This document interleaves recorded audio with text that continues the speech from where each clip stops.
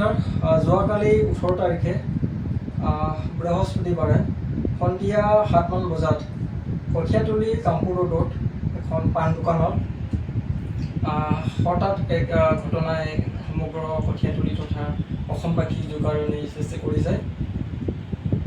তামোলালং গাঁৱৰ গাঁও প্ৰধান চিৰন্তন আমচং ডাঙৰীয়া তেখেতৰে ভাতৃ তথা আত্মীয়ই যোৱাকালি সন্ধিয়া 7মান বজাত দাৰে ঘপিয়াই তেখেতক হত্যা কৰে আৰু তেখেতৰ যি হত্যা হ'ল যোৱাকালি সেইটো আমি গৰিহণা দিছোঁ আৰু এনেকুৱা যাতে ঘটনা আগন্তুক দিনত ভৱিষ্যতে যাতে নহয় তাৰে কামনা আৰু সকলোকে অনুৰোধ কৰিছোঁ।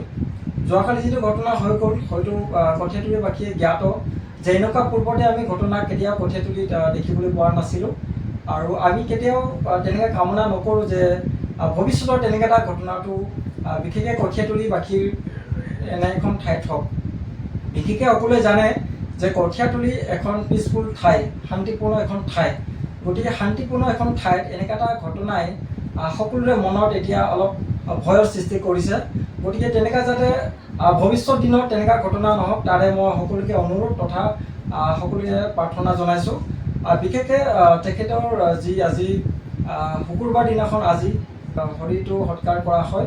গতিকে আমি সদতীয় ছাত্ৰ সন্থা তথা কঠীয়াতলীৰ এজন যুৱ সমাজৰ পৰা সমগ্ৰ কঠীয়াতলীবাসী তথা আমাৰ যি ব্যৱসায়সকলক আমি এটা অনুৰোধ কৰিব ওলাইছোঁ, যিহেতু নেকি অহাকালিলৈ শনিবাৰ আৰু শনিবাৰে বিশেষকৈ পিছবেলাটো তেনেও বন্ধ থাকে। গতিকে আমি তেখেতৰ সদ্গতি লাভ কৰিবৰ কাৰণে অহাকালিলৈ তেখেতৰ নামত আমি দিনৰ পুৱাৰ পৰা বিশেষকৈ ক'ব গ'লে কালি দিনজুৰীয়া এক বন্ধ কাৰ্যসূচী ঘোষণা কৰিছোঁ।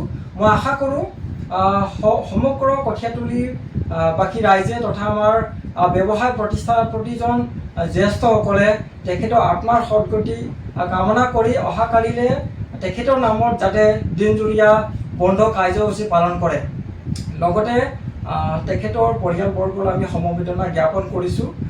ঘটনাটো সঁচাকৈ খুব গৰিহণাযোগ্য, কাৰণ এনেকুৱা যিটো কেতিয়াও কল্পনা কৰিব নোৱাৰি যিটো ঘটনাটো মানে হঠাৎ কালি ঘটি গ'ল।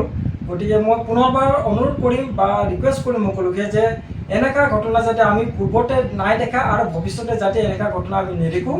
গতিকে মই সকলোকে অনুৰোধ কৰিছোঁ কঠীয়াতলীবাসী ৰাইজক আৰু আমাৰ যুৱ সমাজক যাতে এনেকুৱা ঘটনা পূৰ্বতে